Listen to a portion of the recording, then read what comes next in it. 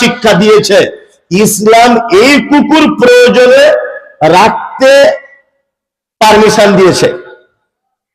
তোমার ধানের জমি, আমের বাগান, পোল্ট্রির ফার্ম, তোমার গোট ফার্ম, তোমার কোন একটা ভালো বিজনেস, রাস্তার ধারে তোমার দোকান, তোমার সিকিউরিটির পারপাসে তুমি ওই ট্যানিং ওয়ালা কুকুরকে বাড়িতে রাখতে পারো।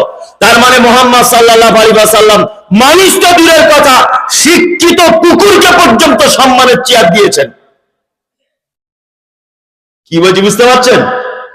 মানুষ তো দূর কি বাত হয়, শিক্ষিত কুকুরকে আল্লাহর নবী সম্মানের চেয়ারে বসিয়ে দিয়েছেন। বসো, তুমি তো লেখাপড়া জানো, মানে মালিক তোমাকে লেখাপড়া শিখিয়েছে, ঘরের মুরগি বুঝো আর পরের মুরগি বুঝো, তুমি থাকতে পারবে বাড়িতে।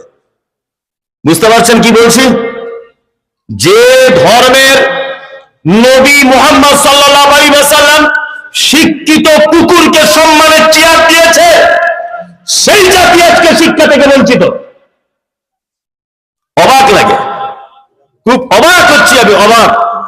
12 বছরের ছেলে, 12 বছরের রাজমিস্ত্রি লেবার কাজ করছে আর বিড়ি টানছে। 12 বছরের ছেলে, আল্লাহু আকবার।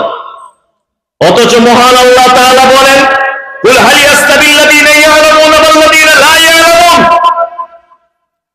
নবী আপনি বলুন, যারা জানে আর যারা জানে না এরা সমান নয়। কুল হাল ইয়াস্তাবিল আমা ওয়াল বাসীর ওয়াজ-যুলুমাত ওয়ান-নূর।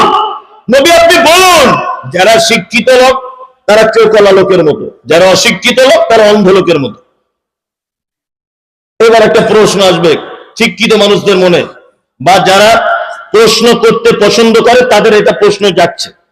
আসলে এখন আমরা প্রশ্ন করি তো আমাদের চিন্তা ভাবনা আলাদা, নয় বক্তাকে ঠকানোর জন্য, নয় অন্য কাউকে কষ্ট দেওয়ার জন্য, নিজে সংশোধন হবে এই প্রশ্ন আলেম ওলামাদেরকে করে। কি বললাম বুঝলেন? একজনে প্রশ্ন করছে, হুজুর আপনারা বক্তব্য দেন আর বলেন কাঁধে দুজন ফেরেশতা থাকে, তারা নাকি সব লিখে রাখে। আমার জানতে ইচ্ছা করছে তাদের খাতাগুলো কোথায় থাকে। যে এইটা জেনে তোর বাপের লাভ কি? বিয়াদব কোথাকারে, তাদের খাতা কোথায়, তোর জেনে লাভ কি? এটা এখনো প্রশ্ন করছে, হুজুর নবীর বাপ জান্নাতে যাবে না জাহান্নামে যাবে, এটা জেনে তোমার লাভ কি? জান্নাতে গেলেই বা তোমার ক্ষতি কি, আর জাহান্নামে গেলেই বা তোমার উপকার কি? আর এটা জেনে তোমার লাভটা কি? এটা জেনে তোমার লাভ কি? শুধু আজে বাজে প্রশ্ন। আমি বক্তব্য রাখছি ছাত্র জীবন থেকে, বক্তা। তা আমাকে কেউ এই পর্যন্ত বললো না যে আপনি ভাদু মাদ্রাসা এসছেন? হ্যাঁ, 1 ঘন্টা আগে এসছেন, তো আলহামদুলিল্লাহ। তা মৌলী সাহেব, আমি 2 রাকাত নামাজ পড়ছি, একটু দেখুন তো আল্লাহর নবীর মতো করে হচ্ছে কিনা।